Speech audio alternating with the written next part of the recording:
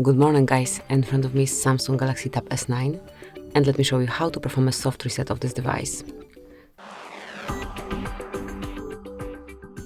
So basically all you have to do is to tap on power button along with volume down button, so hold both of them together, keep holding,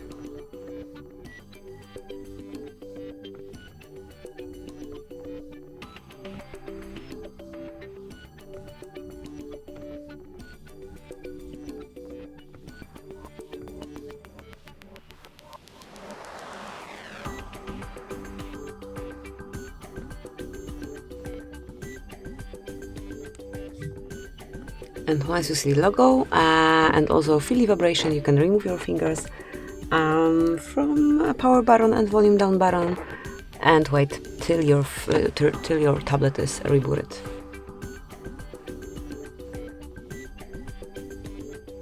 So that's it. Now you can unlock it and smoothly use it however you like.